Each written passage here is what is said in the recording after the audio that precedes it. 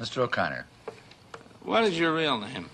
Malcolm X. Is that your legal name? As far as I'm concerned, it's my legal name.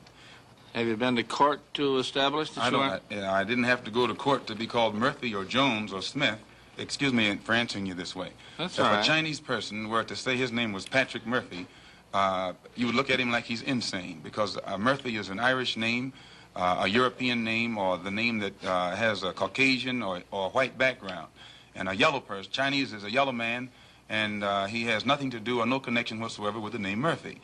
And if it doesn't look proper for a person who is yellow or Chinese to be walking around named Murphy or Jones or Johnson or Bunch or Powell, I think it would be just as improper for a black person or the so-called Negro in this country, as we're taught by the Honorable Elijah Muhammad, to walk around with these names.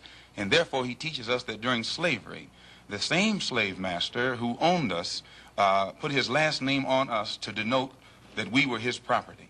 So that when you see a Negro today who's named Johnson, if you go back in his history, you'll find that he was once, his grandfather or one of his forefathers was owned by a white man who was named Johnson. If his name is Bunch, his grandfather was owned by a white man that was named Bunch. Would you mind telling me what your father's last name was? My father didn't know his last name.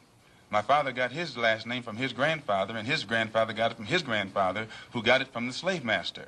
The real names of our people were destroyed during slavery. Was there any line, any point in the genealogy of your family when you did have to use the last name, and if so, what was it? The last name of my forefathers was taken from them when they were brought to America and made slaves. And then the name of the slave master was given, which we refuse. We reject that name today. You mean you won't even tell me what your father's supposed last name was or gifted last name was? I never acknowledge it whatsoever.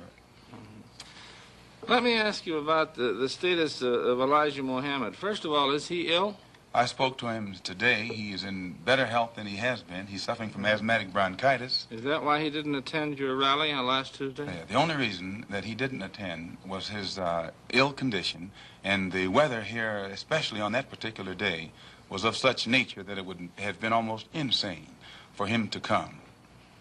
Well, now, did you hold that meeting last Tuesday because it coincided with the general election, the primary election? I think if you study the history of Mr. Muhammad's work and religious work in this country, we've had our convention on February the 26th every year for, I think, the past 33 years. Well, now, while you don't care to discuss your former name or the name that the slave master gave to your antecedents, it is a matter of record that Muhammad's last name was Poole, Elijah Poole. No, that's the name that his slave master gave to his grandfather or great-grandfather, but that's not his name. Well, his mother and father thought when they called him Elijah Poole that was his name. They didn't know any better. Well, if they didn't know any better or not, they thought that was his name. Yes, sir, but sir... Well, what I'm trying to find out is when did he cease to be Elijah Poole and get to be Elijah Muhammad? In 1931, I think it was, in Detroit, he was taught the true history of our people and made aware at that time that he was wearing an English name, and by not being an Englishman, he looked out of place. And his teacher gave him the name that he's wearing today, Muhammad, Elijah Muhammad. All right, now when did he become what he purports to be in your literature, the son of Allah? I've never heard the Honorable Elijah Muhammad referred to as the son of Allah. The prophet of Allah. I've never heard him referred to as the prophet of Allah. What do you refer to him as? Messenger of Allah. All right, the messenger of Allah, and I appreciate the correction. Yes, he says that a prophet is somebody who predicts the future, and he's not predicting the future, whereas a messenger is someone who carries a message that has been given to him by one who authors that message. Why, now, who gave him the message, and to whom is it supposed to be delivered? Master W.F. Muhammad, the one who taught him, is the author of the message. He gave it to the Honorable Elijah Muhammad, which makes him the messenger.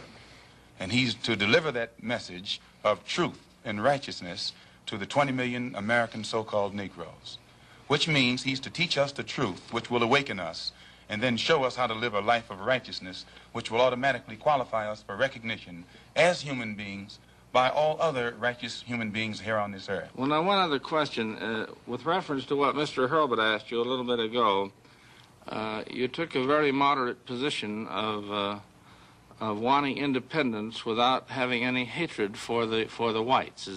Do I understand that correctly? Hatred is not involved in it whatsoever. Well, I recall in a recent plane crash, I mean 2 or 3 years ago, or less than that, a charter flight on Air France in which a group of people from Atlanta, Georgia, were, as they say in the business, as they took off from Orly Field. And you were quoted at that time as expressing great gratification that this tragedy had occurred. Do you recall that? I recall it. What did you say? Do you remember? The press misinterpreted it and misrepresented it. What did you say? They said that it was made at a Muslim meeting. It wasn't. It was made at a rally of Negroes, Baptist, Methodist, Catholic, and otherwise in Los Angeles, who were rallying to protest the brutal shooting of 7 unarmed Negroes and what did you by say? heavily armed white policemen in the city of Los Angeles. And because we are a people who have been taught by the Honorable Elijah Muhammad to never carry weapons of any kind, but to get on God's side and rely on God to fight our battles for us, at the time that these brothers were shot down so brutally, I pointed out at the funeral of the brother who died that God would step in and take a hand in giving us some form of justice for the brutal killing of our brother. And when the plane crashed in France, I pointed out to the crowd at this rally that this was an act of God showing his wrath or complete resentment over the brutal form of injustice that had been inflicted upon our poor unarmed brothers. Were you saying that, or do you believe that? At that time, Dr. Billy Graham was in a crusade in Chicago, and the press, your papers here in this city, quoted Billy Graham of also saying that plane crash was an act of God. And if you take time to check the newspapers, I think that you'll find that this is correct. But no one thought that Billy Graham was so wrong when he attributed the crash of this plane to his God. But when we say that it come from our God, then we're looked upon as being, outrageous. I know, but you took the position that this was a matter of satisfaction to you for an injustice done against you, and I think that that's a trifle severe. We did not think that it was a coincidence that 120 of the whites on this plane came from the state of Georgia, a state that has the worst record in the history of America for the mistreatment of black people in this country. Worse than Mississippi? They maybe are a little less Mississippi is a little less hypocritical today than Georgia, but both of them are still practicing the same thing. Now the whites in Georgia bite Negroes with a smile, whereas they used to bite them with a growl. But they're still being bitten, and we don't think that it is any worse to be bitten with a smile than it is to be bitten with a growl. Mr. Calvert. While we're on the subject of Mississippi, what is your organization's position of what happened in Mississippi in the past 6 months? Such as what?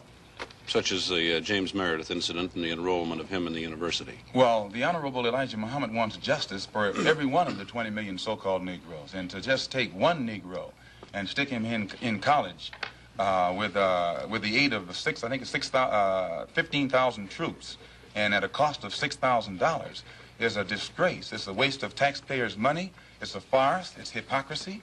Because if it's right for one Negro to be forced into that university, then every Negro in the state of Mississippi who is qualified has the same right to go to that university. And if the government is not ready and willing to enforce the right of every Negro in the state of Mississippi, then, in my opinion, sir, it's only hypocrisy to pretend that they are for justice by pushing one Negro in and blowing it up all over the world to make it look like they're solving the problem when millions of black people in that state are still going to segregated schools and getting an inferior education. Does your organization encourage members to attempt to enter schools that have been known as all white in the past? The Honorable Elijah Muhammad doesn't discourage us from attending white schools, but he does say that it is better for us to go to our own schools, and after we have a thorough knowledge of ourselves, of our own kind, and racial dignity has been instilled within us, then we can go to anyone's school and we'll still retain our race pride, our racial dignity, and we will be able to avoid the subservient inferiority complex that most Negroes have or that is instilled within most Negroes who receive this sort of integrated education.